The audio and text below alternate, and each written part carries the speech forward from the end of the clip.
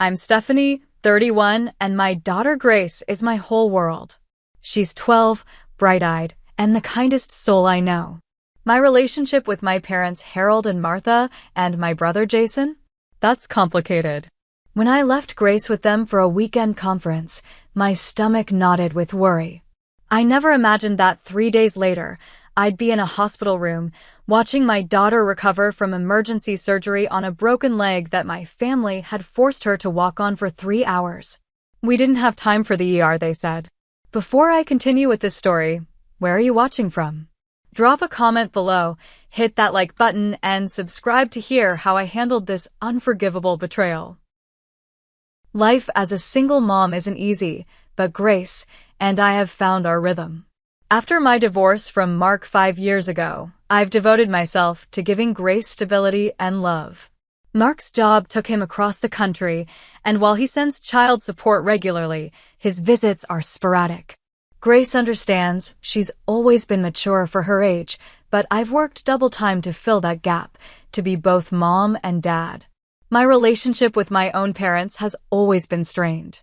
Harold and Martha Wilson live in a beautiful lakeside property about 2 hours from our apartment in the city.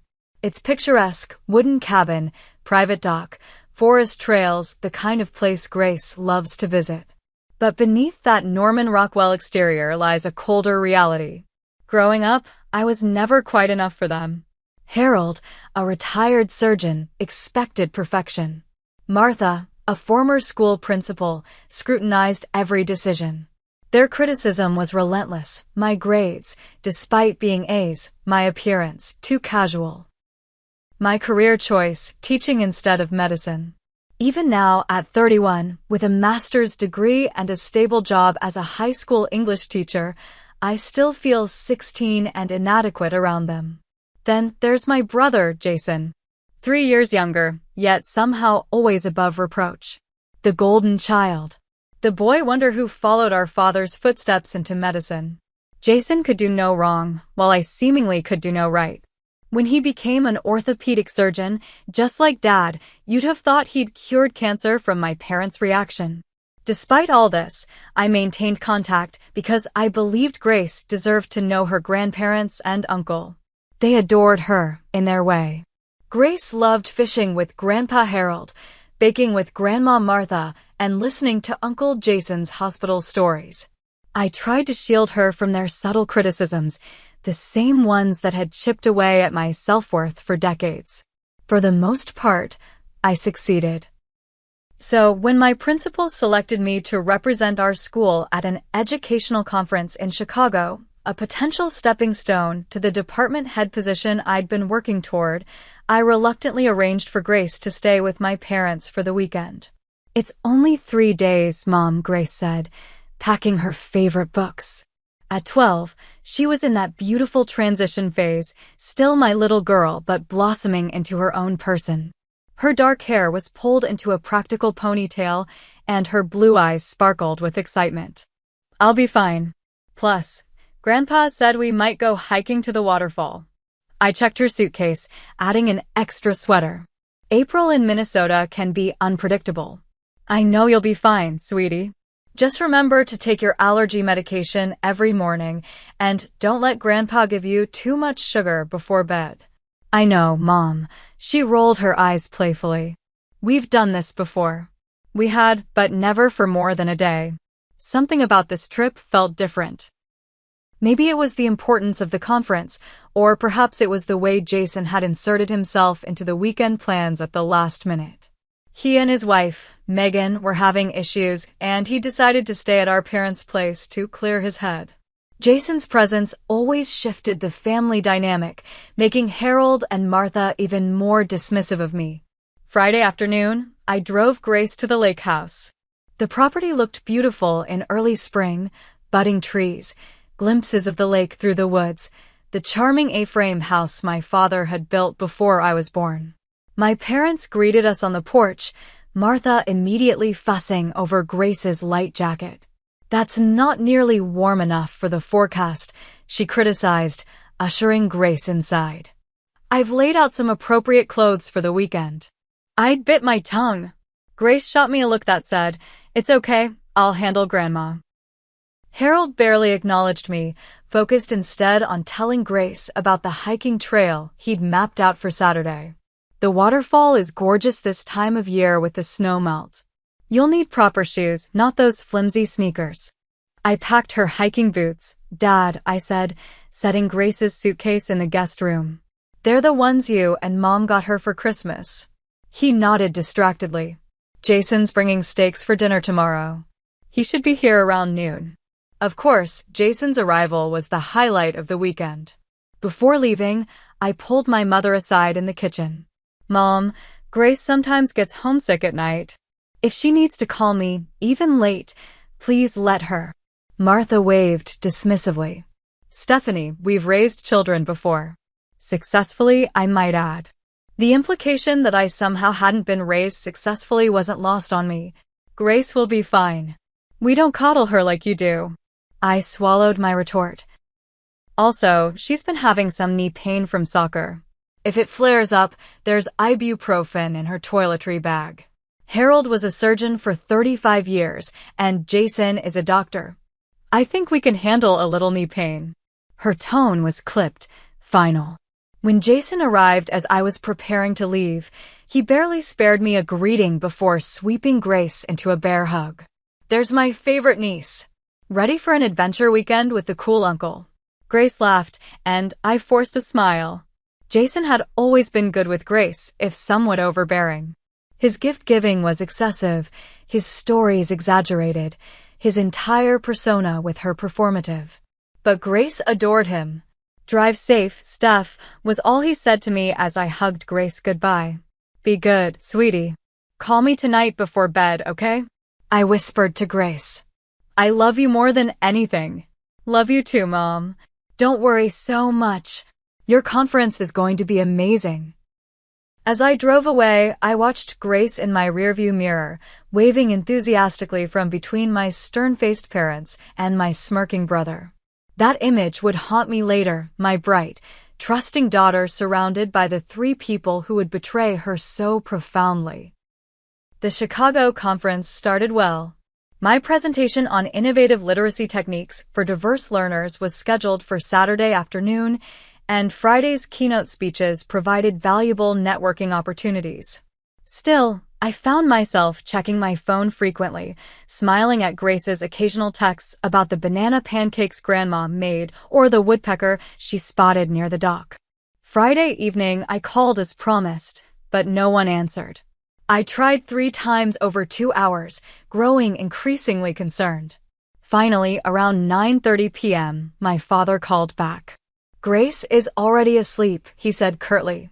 "We had a busy day getting the boat ready for summer, and she was exhausted. Could you wake her?" I promised I'd say goodnight. "Stephanie, don't be ridiculous. The child needs rest, not to be disturbed because you're feeling insecure about being away." I swallowed my frustration. "Can you just have her call me first thing tomorrow? We're hiking early." "She'll call you when we get back." Before I could protest, he hung up. Typical Harold behavior, deciding what was best for everyone without consultation. I tried texting Grace directly, but the message remained undelivered. I reasoned that the lake house's spotty cell service was to blame and tried to focus on reviewing my presentation notes. What I didn't know then, what Grace would later recount to me through tears in a hospital bed, was what Saturday would bring. According to Grace, the morning began pleasantly enough. Jason arrived before breakfast, bringing donuts and an excessive enthusiasm for the day's hike. My father had mapped an ambitious trail that looped from the property to the waterfall and back, about 7 miles total. Grace was excited but nervous about the distance. "Maybe we should do the shorter trail," she'd suggested timidly over breakfast. "Mom and I usually do the 3-mile one." "Your mother coddles you," my father had responded.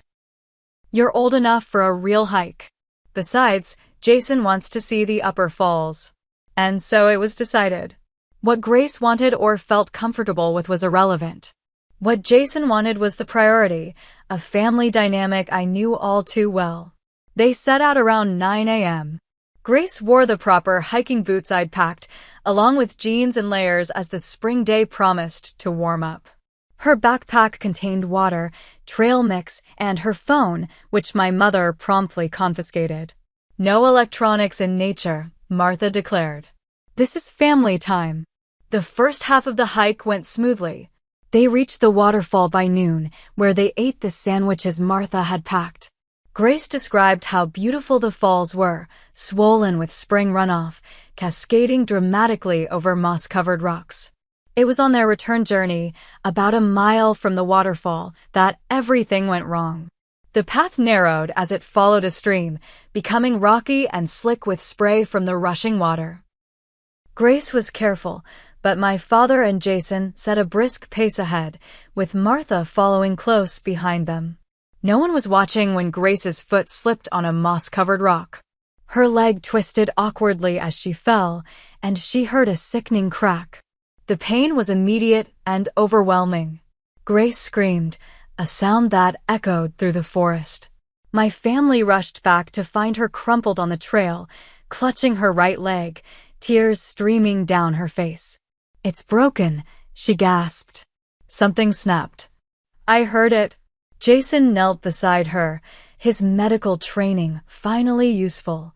He examined her leg, which was already beginning to swell. "Looks like a tibia fracture," he concluded. "We need to get her to an ER." Grace felt a momentary relief. Uncle Jason was a doctor. He would help her. They would call her Mommy, and everything would be okay. But then my father checked his watch. "We have dinner with the Hendersons at 7, he reminded Martha. We'd never make it to the hospital and back in time. "Can't we cancel?" Grace asked through her tears. "It really hurts." Martha's lips thinned. "The Hendersons are your grandfather's oldest friends. We've had this dinner planned for months." Grace looked to Jason, hoping her uncle the doctor would insist on proper medical care. Instead, he shrugged. "It's probably just a hairline fracture. Not a big deal. We can ice it at the house and reassess." "But how will I get back?" Grace asked, the pain making her dizzy. "I can't walk on this." The solution my family devised still makes my blood boil when I think about it. My father fashioned a makeshift walking stick from a branch. Jason declared that walking it off might actually be good. Weight-bearing fractures heal better, he claimed, a dangerously oversimplified medical assertion. And Martha simply stated that they didn't have time for dramatics. No one carried her. No one went for help. Instead, they forced my 12-year-old daughter to walk 3 hours back to the house on a broken leg. Grace described the journey as a blur of pain. Every step was agony. She cried until she had no tears left, then continued in silent suffering. She begged for her phone to call me. They refused. She asked to rest. They allowed only brief stops, hurrying her along with reminders of the precious dinner engagement. By the time they reached the house, Grace's leg was grotesquely swollen, her skin mottled with bruising from knee to ankle. She couldn't put any weight on it at all anymore, so Jason and my father half-carried her the final quarter-mile. At the house, their treatment consisted of ice, ibuprofen, and elevating her leg on pillows in the guest room. Martha brought her soup and crackers, then left her alone while they all showered and dressed for dinner. "We'll only be gone a few hours," my mother told her. "There's water by your bed and the TV remote. Try to rest." Grace, in excruciating pain and abandonment, watched through the window as all 3 of them drove away to dinner, leaving her completely alone with a broken leg in a house 2 miles from the nearest neighbor. She tried using the landline to call me, only to discover it was dead. A tree had fallen on the line earlier that week, a detail my family had conveniently forgotten to mention. With no cell phone and no way to call for help, Grace lay in bed, alternating between tearful agony and stretches of exhausted unconsciousness. Meanwhile, I was texting and calling repeatedly from Chicago, growing increasingly frantic as Saturday evening stretched into night with no word from my family or daughter. By Sunday morning, I was beside myself with worry. No calls, no texts, nothing since Friday afternoon. I'd left dozens of messages for my parents, Jason, even trying their neighbors. The final session of my conference wasn't until 2 p.m., but by 9 a.m., I'd made my decision. I informed the organizers of a family emergency, packed my bags, and hit the road for the 3-hour drive back to Minnesota. The entire drive, my mind cycled through scenarios ranging from mundane, dead batteries, poor reception, to catastrophic.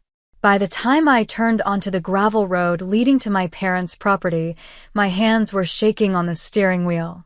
The first thing I noticed was that all 3 cars were there: my father's SUV, my mother's sedan, and Jason's ostentatious sports car. At least they were home. I pulled up to the house around noon, the gravel crunching beneath my tires. No one came out to greet me. I walked in without knocking. It was still my childhood home, after all. The scene in the living room was surreally normal. My parents and Jason were playing Scrabble at the coffee table, coffee mugs and sundae pastries arranged neatly nearby. All 3 looked up in surprise. "Stephanie? We weren't expecting you until tonight," my mother said, her tone suggesting I'd committed some social faux pas by arriving early. "I've been trying to reach you for nearly 2 days," I said, struggling to keep my voice level. "Where's Grace?" "Still sleeping," Jason replied casually. "She's fine. Just taking it easy after a little tumble on the trail yesterday." The dismissive way he said it, a little tumble, sent alarm bells ringing. What tumble? What happened? My father sighed, setting down his Scrabble tiles. "She slipped on some rocks and hurt her leg. Nothing serious. We've been keeping an eye on it." "If it's nothing serious, why didn't anyone call me? Why hasn't she called me?" "The landline's down," my mother offered. "And you know cell service is spotty up here." "Where's her phone?" I demanded. "I have it," my mother admitted. She was getting too dependent on it. We wanted her to enjoy the weekend without technology. I didn't wait to hear more. I strode toward the guest bedroom, my parents and Jason trailing behind, still offering excuses and assurances that I was overreacting. The sight of Grace stopped me cold in the doorway. My daughter lay on the bed, her face pale and drawn with pain. Her right leg, propped on pillows, was swollen to nearly twice its normal size, with bruising so dark it looked almost black in places. Her eyes, rimmed red from crying, widened when she saw me. "Mom," she whispered, fresh tears spilling. "You came early." I was at her side in an instant. "What happened, sweetheart? What did they do to you?" Through broken sobs, Grace told me about the fall, the crack she'd heard, and the agonizing 3-hour walk back to the house. How they'd left her alone to attend their dinner. How no one believed how bad it was. How much it hurt all night long. As she spoke, I gently examined her leg, my horror mounting. The misalignment was visible even to my untrained eye. This wasn't a sprain or a minor fracture. This was serious. I turned to face my family, who stood clustered in the doorway. "You made her walk on this? For 3 hours? And then you left her alone." "We gave her pain medication," my mother defended weakly. "2 ibuprofen," Grace corrected in a small voice. "Jason said it was just a hairline fracture," my father added, gesturing to my brother as if his medical degree made this neglect acceptable. Jason shrugged. "It looked minor yesterday. Besides, kids are resilient." I couldn't believe what I was hearing. "She needs a hospital." "Now, don't be dramatic, Stephanie," my father said. "If you'd let me look at it." "No," I cut him off, my voice deadly calm. "You've done enough. I'm taking my daughter to the emergency room." I gathered Grace in my arms, ignoring my family's continued protests. She was lighter than I expected, or perhaps adrenaline made her weight insignificant. I carried her to my car, my parents and Jason following with a bizarre mixture of defensive excuses and suddenly helpful suggestions. "Should we come with you?" my mother asked as I carefully settled Grace in the back seat, arranging pillows to elevate her leg. "No," I answered without looking at her. "You've done enough." The 20-minute drive to the nearest hospital was tense with Grace's whimpers each time the car hit a bump. I called ahead so they'd be ready for us. By the time we arrived, Grace's pain had escalated to the point where she could barely speak. The emergency room staff took one look at her leg and rushed us into a treatment room. The doctor, a kind-faced woman named Dr. Rivera, ordered immediate x-rays and pain medication. When she returned with the results, her expression was grave. Grace has a displaced tibial shaft fracture, she explained, showing me the x-rays. See this angle here? The bone has completely broken and shifted.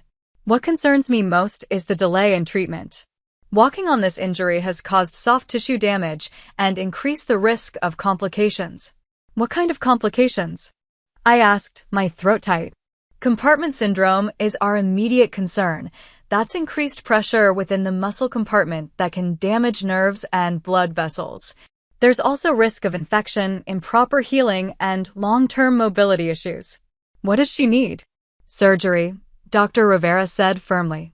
We need to realign the bone and stabilize it with screws and a plate. Our orthopedic surgeon is being called in. He'll be here within the hour. I nodded, trying to process everything. And if this had been treated immediately after the injury? Dr. Rivera's expression told me everything. A clean break might have needed just a cast. Walking on it changed everything. As Grace was prepared for surgery, I sat beside her bed, holding her hand. The weight of what my family had done, the unnecessary pain they'd caused, the complications they'd created, settled over me like a suffocating blanket. I trusted them with my most precious person, and they had utterly failed us both. When my parents and Jason appeared in the doorway of the treatment room an hour later, I felt nothing but cold, crystalline rage. The pediatric orthopedic surgeon, Dr. Layton, arrived promptly. After examining Grace and reviewing her x-rays, he confirmed what Dr. Rivera had told us. Grace would need emergency surgery to repair the displaced fracture and address the soft tissue damage caused by walking on the broken bone. We'll need to place a titanium rod and several screws, he explained. In a child her age, we'd typically try to avoid such invasive measures, but the displacement is severe, and there's significant soft tissue involvement. Grace squeezed my hand, her eyes wide with fear. Will it hurt? Dr. Layton's expression softened. You'll be asleep for the surgery, and we'll manage your pain carefully afterward. The good news is that young bones heal remarkably well. With proper care and physical therapy, you should regain full function. As they prepared to take Grace to surgery, I kissed her forehead, promising to be there when she woke up. The moment they wheeled her away, I turned to face my family, who had been hovering awkwardly by the door. Stephanie, don't you think you're overreacting? My father began. Surgery seems extreme. If they'd just let me examine her properly. Stop, I said, my voice low and controlled. Just stop. We didn't know it was this serious, my mother interjected. Grace didn't indicate it was this bad. She was crying in pain for hours, I countered. She heard the bone break. She told you it was broken. Kids exaggerate, Jason said with a dismissive wave. I see it all the time in my practice. They come in thinking they're dying when it's just a sprained ankle. Something in me snapped. This isn't just anything, Jason. This is a displaced tibial fracture with soft tissue damage. You're an orthopedic surgeon. You should have recognized the severity immediately. In a proper examination setting, maybe, he defended. Out on a trail, with limited visibility. Then you should have erred on the side of caution. I was shouting now, drawing concerned looks from the nursing staff. I lowered my voice. You should have carried her out. Called for help. Done literally anything other than force her to walk for 3 hours on a broken leg. We had dinner plans, my mother said weakly. I stared at her, incredulous. Dinner plans? You left my injured, minor child alone in an empty house with no working phone because of dinner plans. The Hendersons are very important to your father, she explained, as if this clarified everything. More important than Grace's health? Than her safety? Now, Stephanie, my father interjected, using the condescending tone that had silenced me throughout my childhood. You're being emotional. These doctors are probably overreacting to cover themselves legally. I've seen it countless times. I closed my eyes, memories flooding back. My sprained wrist at 10 that my father declared just bruised until the school nurse sent me for x-rays 3 days later. The time Jason broke our neighbor's window, but I was punished because Jason wouldn't do that. The consistent, persistent pattern of minimizing my concerns while elevating Jason's opinions. Grace could have permanent damage, I said quietly. She's 12 years old and may need physical therapy for months because you couldn't miss a dinner party. Because you couldn't admit that maybe, just maybe, her pain was real and significant. She'll be fine, Jason insisted. Kids bounce back. Remember when I broke my arm climbing that oak tree? Dad said it right there in the kitchen. And you received proper follow-up care the next day, I reminded him. You weren't forced to climb back down the tree on your broken arm. The waiting room fell silent. A nurse approached cautiously. Ms. Mitchell? Your daughter's in surgery now. It should take about 2 hours. There's a private waiting area for families if you'd prefer. I nodded gratefully. Thank you. As I gathered my purse to follow her, my mother stepped forward. We'll wait with you. I stopped, turning to face all 3 of them. In that moment, with Grace in surgery, I saw my family with complete clarity, perhaps for the first time. These people, bound to me by blood, had repeatedly shown me who they were. I just hadn't been willing to believe it until they endangered my daughter. No, I said calmly. You won't. Stephanie, be reasonable, my father started. Reasonable? I laughed, a hollow sound. Was it reasonable to make Grace walk 3 miles on a broken leg? Was it reasonable to leave her alone, in pain, without a working phone? Was it reasonable to prioritize a social engagement over a child's health and safety? We made a judgment call, Jason defended. It's easy to criticize in hindsight. A judgment call, I repeated. Well, I'm making one now. I want you to leave. My mother's face crumpled. But Grace will have me here when she wakes up. She doesn't need to see the people who ignored her pain and caused her additional suffering. You're being dramatic, my father said dismissively. As usual. Maybe I am, I conceded. But I'm also her mother. And right now, that means I need to protect her, even from family. Especially from family. Jason stepped forward, his expression hardening. You know, this attitude is exactly why Mark left. You always blow everything out of proportion. The low blow was meant to hurt me, to make me back down as I had so many times before. Instead, I felt an odd sense of calm. Grace is having emergency surgery because you, a trained orthopedic surgeon, decided a dinner party was more important than properly treating her broken leg. That's not blowing things out of proportion. That's stating facts. I met his gaze steadily. Now, please leave. All of you. My father's face reddened with anger. If we leave now, don't expect us to come back. It was meant as a threat, but it felt like freedom. I don't. As they stormed out, muttering about ingratitude and overreaction, I felt no satisfaction, only a bone-deep weariness and concern for Grace. The surgery lasted nearly 3 hours, longer than expected due to the complexity of the repair. When Dr. Layton finally came to update me, his expression was cautiously optimistic. We've stabilized the fracture with a titanium rod and screws, he explained. There was significant soft tissue damage that needed attention, but we're confident we've addressed all the issues. She's in recovery now and doing well. Long-term prognosis? I asked. With proper follow-up care and physical therapy, she should regain full function. She'll need to be non-weight-bearing for at least 6 weeks, followed by a graduated return to activities. The hardware may need to be removed in a year or so, once healing is complete.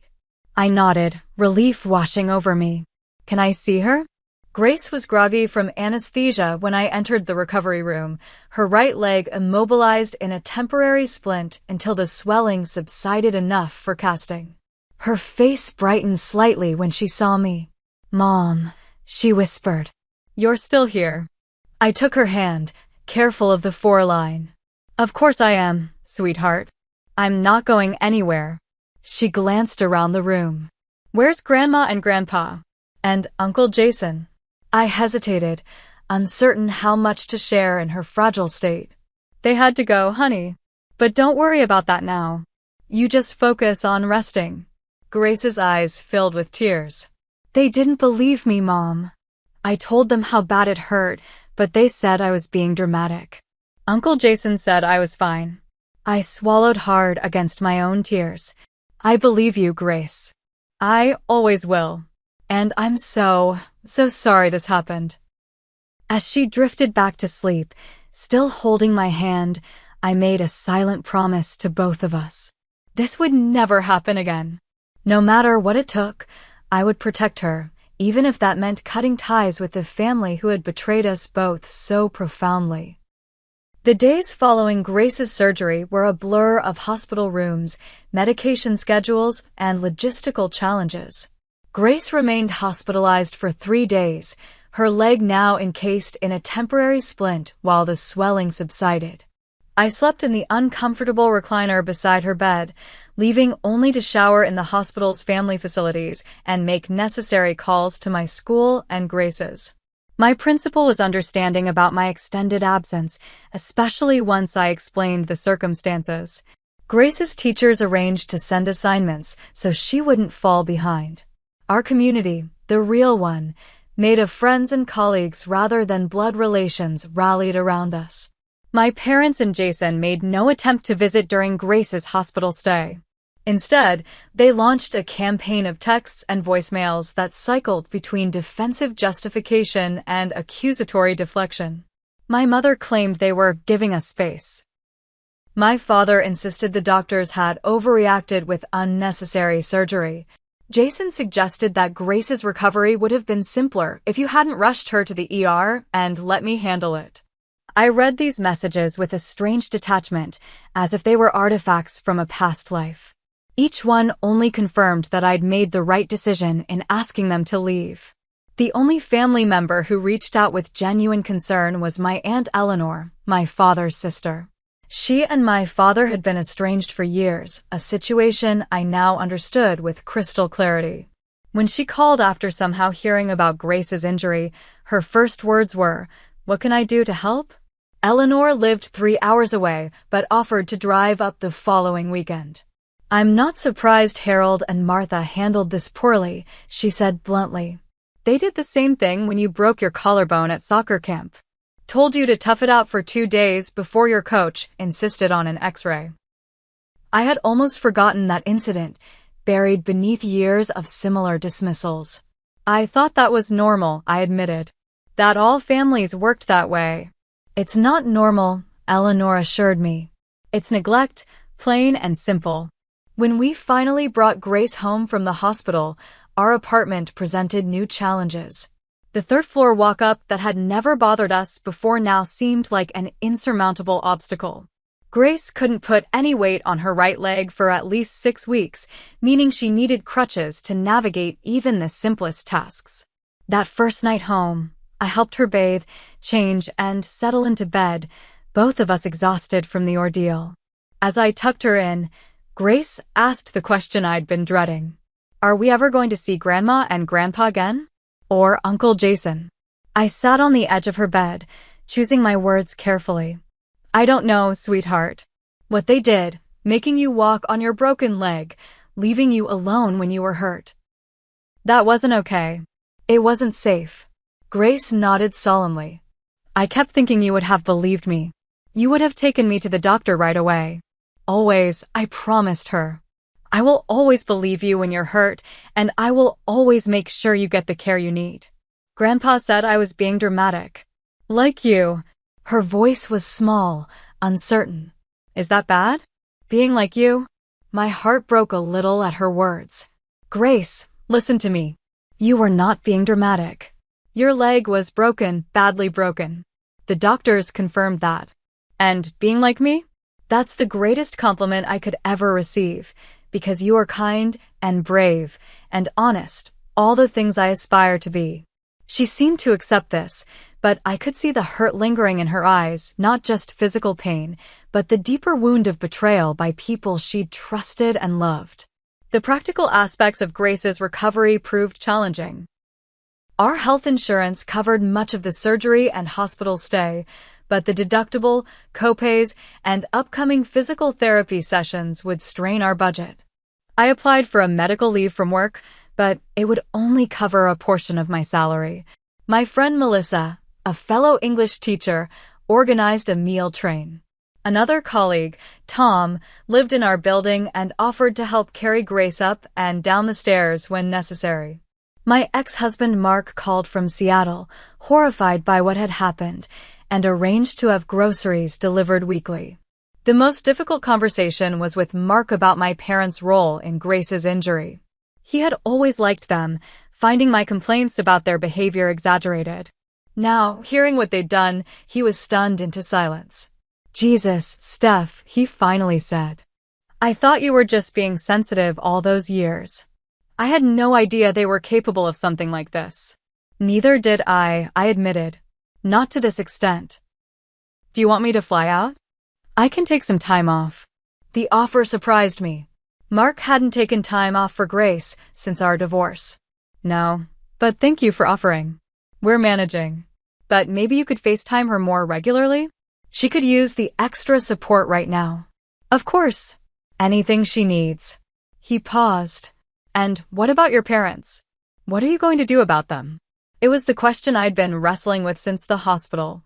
What do you do when the people who should love and protect you the most demonstrate such callous disregard? How do you reconcile the bonds of family with the need to protect yourself and your child? "I don't know yet," I told him honestly. "But I know I can't let them hurt her again." After we hung up, I sat at the kitchen table with my laptop, researching medical neglect by grandparents and cutting ties with toxic family. The search results were overwhelming, but a link to a support group for adults estranged from parents caught my attention. I joined immediately. That night, I consulted with a family law attorney, Patricia Reyes, who specialized in child protection cases. I explained the situation, showing her Grace's medical records and the text messages from my family afterward. What they did constitutes medical neglect, Patricia confirmed. As Grace's mother, you have every right to restrict their access to her. If you want to pursue legal action, we could potentially file for a restraining order based on the harm they caused. "I don't think it will come to that," I said. "They're more likely to disown me than try to force contact. But I want to understand my options." She nodded. "Document everything. Save those texts. Keep records of Grace's medical treatment and recovery. If they do attempt to force contact or undermine your parental authority, you'll be prepared." As Grace began her long recovery process, the magnitude of what had happened continued to unfold. Simple tasks like showering or getting to school became logistical operations. Grace, with the resilience of youth, adapted to crutches and developed impressive upper body strength. But the psychological impact was harder to measure. She began having nightmares about falling and being abandoned in the woods. She grew anxious when I was out of sight for too long. When my mother sent her a cheerful "get well soon" card with no acknowledgement of what they'd done, Grace stared at it for a long time before quietly asking me to throw it away. "They don't think they did anything wrong, do they?" she asked. "No, sweetheart, they don't. Some people find it very hard to admit when they've made mistakes." She considered this. "I don't want to be like that. I want to be able to say I'm sorry when I mess up." In that moment, I recognized that despite the trauma and pain, Grace was learning valuable lessons about accountability, empathy, and self-worth, lessons my parents had never managed to grasp. As the days passed, my parents and Jason's messages grew increasingly hostile. They accused me of turning Grace against them, of overreacting to a minor incident, of being an ungrateful daughter after all they'd done for me. Not once did any of them acknowledge the severity of Grace's injury or express genuine remorse for their role in it. For days after bringing Grace home from the hospital, I made my decision. It wasn't impulsive or emotional, but the measured conclusion of a lifetime of evidence. My family had shown me, repeatedly, who they were. It was time I believed them. For days after bringing Grace home from the hospital, I sat at our kitchen table with a legal pad, Grace's medical records, and a sense of calm determination. My daughter was napping in her room, the morning's physical therapy session having exhausted her. Her temporary splint had been replaced with a full cast, bright blue at her request, already accumulating signatures from the few visitors we'd welcomed. I began drafting a letter. Not an angry tirade or emotional plea, but a clear, factual account of what had happened and what would happen next. I included copies of Grace's x-rays and the surgical report, with key phrases highlighted: displaced tibial fracture, soft tissue damage due to walking on the injury, delayed medical treatment complicating recovery. To my parents, I wrote, Harold and Martha, *. I'm providing Grace's medical records so you can fully understand the severity of her injury and the consequences of your decisions last weekend. As her mother, I trusted you to keep her safe. That trust has been irreparably broken. *. Grace will require extensive physical therapy and may need additional surgery to remove the hardware. She will miss the remainder of her soccer season and possibly the start of next year's. At 12 years old, she has experienced unnecessary pain and trauma that could have been avoided with basic compassion and appropriate medical attention. *. After considerable reflection, I've decided to terminate our relationship. This isn't a temporary cooling-off period or an emotional reaction. It's a necessary step to protect Grace and myself from further harm. *. Effective immediately. *. Do not contact Grace directly through any means. *. Do not contact me except through the legal representative copied on this letter. *. Do not visit our home or Grace's school. *. Do not attempt to use other family members as intermediaries. *. If you violate these boundaries, I will pursue legal protection without hesitation. *. I don't make this decision lightly. It comes after a lifetime of dismissal, favoritism, and emotional manipulation that I allowed to continue because I believed family connections were inherently valuable. Grace's broken leg has broken that illusion as well. *. Stephanie. To Jason, I wrote a similar letter, adding, as a medical professional, your failure to properly assess and advocate for Grace's injury is particularly inexcusable. You prioritize dinner plans over a child's broken leg. Your medical license may permit you to practice, but your judgment that day revealed a fundamental lack of compassion and professional ethics that no credential can disguise. *. I sent the letters by certified mail, ensuring delivery confirmation. Copies went to my lawyer, Patricia, who had helped me draft the legal language. I also changed both our phone numbers and email addresses, creating new ones that only trusted friends and colleagues would receive. Grace watched me place the letters in the mailbox outside our apartment building, her expression solemn beyond her years. Is this forever? She asked as we made our slow way back up the stairs, she on crutches, me carrying her backpack. I don't know, I answered honestly. Right now, we need space to heal you physically, both of us emotionally.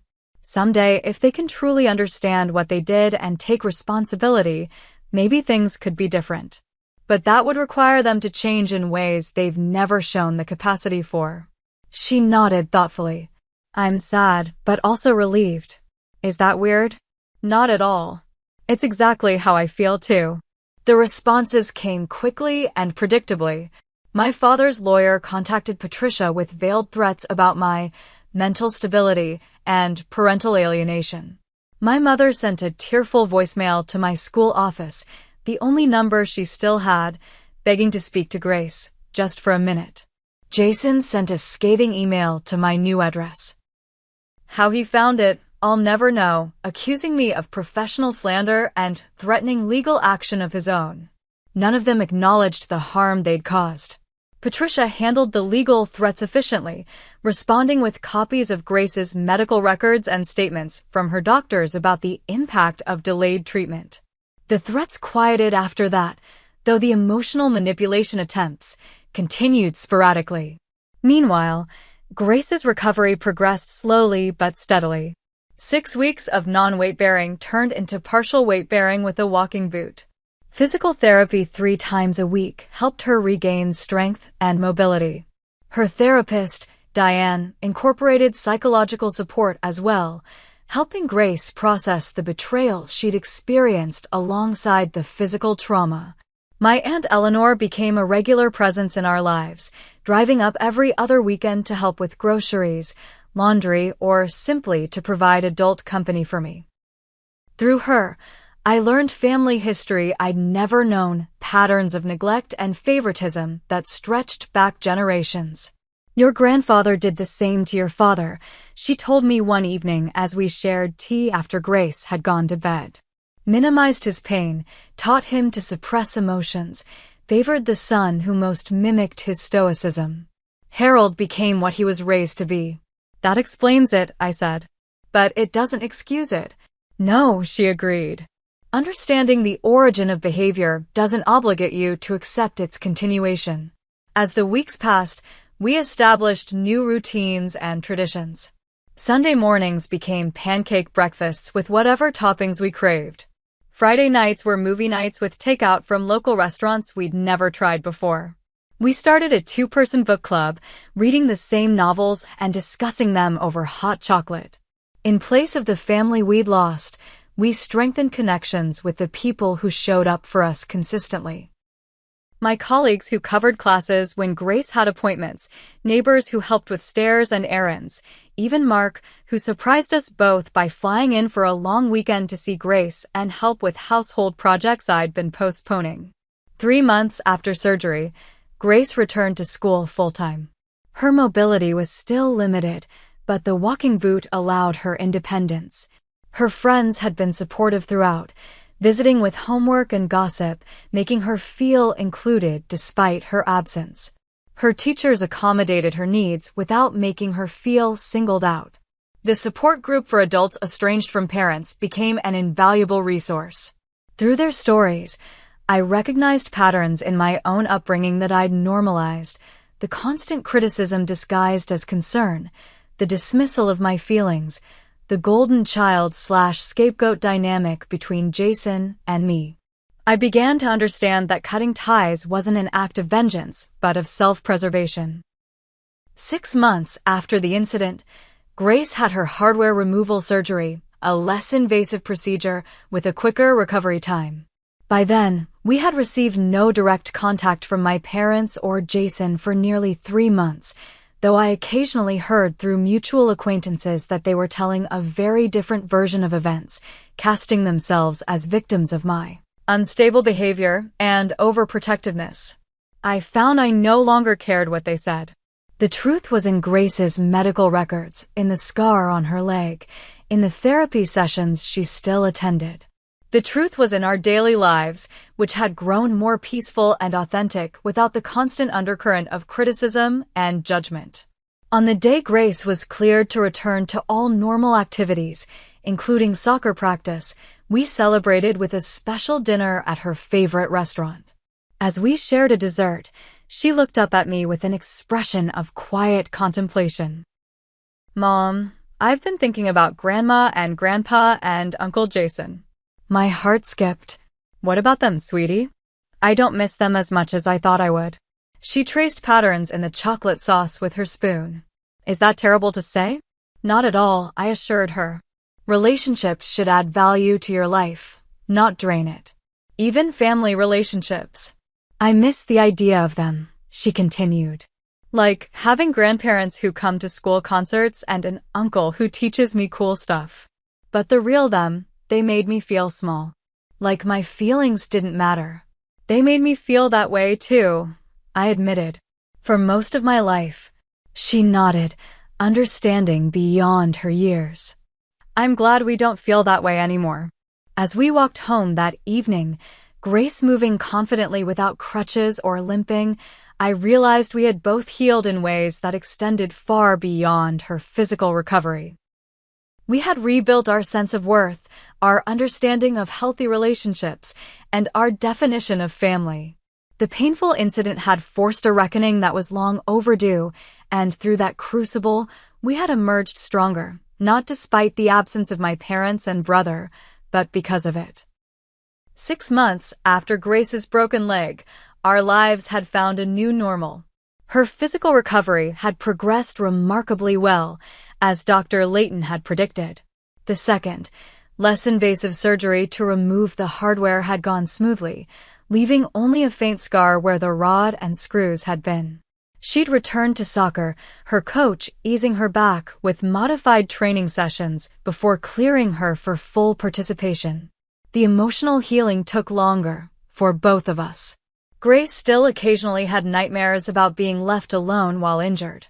Certain triggers, a particular tone of voice, the smell of pine forests, even the sound of Scrabble tiles clicking together, could momentarily transport her back to that painful weekend. But with therapy and time, these moments grew less frequent and less intense. For me, the journey involved unlearning a lifetime of conditioned responses. I found myself anticipating criticism that no longer came, defending decisions no one was questioning, apologizing for taking up space I had every right to occupy. Breaking these habits required conscious effort and constant self-awareness. My parents hadn't given up entirely. Every few weeks, a card would arrive for Grace, always cheerful, always avoiding any mention of what had happened, always signed, with love from Grandma and Grandpa. I let Grace decide whether to read them. Usually, she didn't. "They still don't get it, do they?" she observed one day, holding an unopened birthday card from them. "They think they can just pretend nothing happened." Some people never develop the capacity to truly acknowledge when they've hurt others, I explained. It threatens their self-image too much. "That's sad," Grace said, with genuine compassion that amazed me. "It must be lonely, never being able to say you're sorry." Jason had apparently moved on completely. According to my Aunt Eleanor, he'd told extended family that I had mental health issues and had cut everyone off for no reason. Few believed him, especially after Eleanor quietly shared the actual circumstances, but it didn't matter. Jason's inability to acknowledge his role in harming Grace only confirmed we were better off without him. The most persistent attempts at contact came from my mother. She left messages with mutual friends, sent letters to my school, even approached Grace's soccer coach at a game, though thankfully, the coach, aware of the situation, politely but firmly refused to get involved. My mother's messages always followed the same pattern. She missed us, she loved us, she didn't understand why I was being so extreme, and couldn't we just move past this unpleasantness? Not once did she acknowledge what they had done or offer a genuine apology. I maintained the boundaries I'd established. The legal letters had done their job. None of them came to our home or tried to contact Grace directly. But the emotional campaign continued, with my parents positioning themselves as wounded victims to anyone who would listen. Through the Adult Children of Toxic Parents support group, I learned this was a common tactic, what some members called the missing reasons. My parents genuinely couldn't comprehend why I had cut contact because acknowledging the real reason would require them to see themselves as people who had harmed a child. That recognition was simply not compatible with their self-image. Understanding this dynamic didn't make it easier, exactly, but it did help me stop expecting an acknowledgement that would never come. I stopped hoping for the dramatic moment of realization, the tearful apology, the healing reconciliation that movies had taught me to expect. Instead, I focused on building a life where such recognition wasn't necessary for our happiness. Grace and I established new traditions to replace the old ones. Instead of tense holidays at my parents' lake house, we hosted small gatherings with friends in our apartment. For Thanksgiving, we volunteered at a local shelter before enjoying our own meal with Melissa and her family. Christmas became a cozy celebration just for the two of us, with a trip to a nearby resort for skiing, once Grace was fully recovered, of course. My Aunt Eleanor remained our strongest family connection, visiting regularly and sharing stories about my grandparents and great-grandparents that helped me understand the generational patterns at play. Through her, Grace maintained a sense of family history and belonging without the toxic elements my parents had introduced. Perhaps the most surprising development was my relationship with Mark. Our divorce had been amicable but distant, with him pursuing his career across the country while I raised Grace. After the incident with my parents, however, he became more present in our lives, calling Grace regularly, visiting when he could, even helping financially with her medical expenses beyond his required child support. "I should have been there more," he admitted during one visit. "Seeing how your parents failed Grace made me realize I've been failing her too, just in a different way." His honesty and willingness to change stood in stark contrast to my parents' rigid denial. It wasn't a romantic reconciliation. We were both better as co-parents than spouses, but it was a healing of a different kind of family wound. As for Grace, she amazed me daily with her resilience and wisdom. She approached her recovery with determination, rarely complaining despite the pain and limitations. She processed her feelings about my parents with a maturity beyond her years, expressing sadness without allowing it to define her. "You know what's weird, Mom?" she said one evening as we walked our neighbor's dog, an activity that had become part of her strength-building routine. "I think I learned more from them not being in our lives than I ever did when they were." "What do you mean?" I asked. "I learned what kind of person I don't want to be," she explained. "Someone who can't admit mistakes. Someone who cares more about appearances than people's feelings. Someone who makes others feel small to make themselves feel big." Her insight took my breath away. "That's a powerful lesson, Grace." Plus, she added with the pragmatism of youth, "I learned that when someone shows you who they are, you should believe them the first time." Maya Angelou said that, right? I smiled. She did. And she was absolutely right. That, ultimately, was the most profound lesson from our painful experience. My parents and brother had shown me who they were countless times throughout my life. I had made excuses, normalized their behavior, blamed myself. Anything to maintain the illusion that they would someday become the loving, supportive family I yearned for. It took their mistreatment of Grace to finally break that pattern and accept the reality. Family is not defined solely by blood. It's defined by love, respect, trust, and mutual care.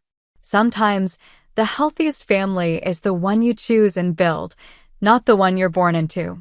Creating boundaries, even permanent ones, with toxic relatives isn't an act of cruelty, but an act of self-preservation and, in my case, the protection of my child. Grace will carry the physical scar of that weekend for life, a faint line on her leg where the bone was repaired. But the emotional scars have healed better than I could have hoped because we addressed them honestly, sought help when needed, and removed ourselves from the source of harm. As for me, I no longer feel guilty about the estrangement from my parents and brother. I no longer lie awake wondering if I'm the unreasonable one, the overly sensitive one, the dramatic one. I know the truth of what happened, and I know that protecting Grace was the only acceptable response. Some relationships can't be repaired because the other parties refuse to acknowledge the damage. Some broken things are meant to stay broken. The real healing comes not from forcing those broken pieces back together, but from carefully collecting the fragments that still have value and building something new, something healthier, something true. Have you ever had to make a difficult decision to protect yourself or someone you love? How did you find the strength to follow through? I'd love to hear your stories in the comments below. And if you found this story helpful, please like, subscribe, and share with someone who might need to hear that sometimes. Walking away is the bravest thing you can do. Thank you for listening, and remember, your worth is not determined by those who failed to value you.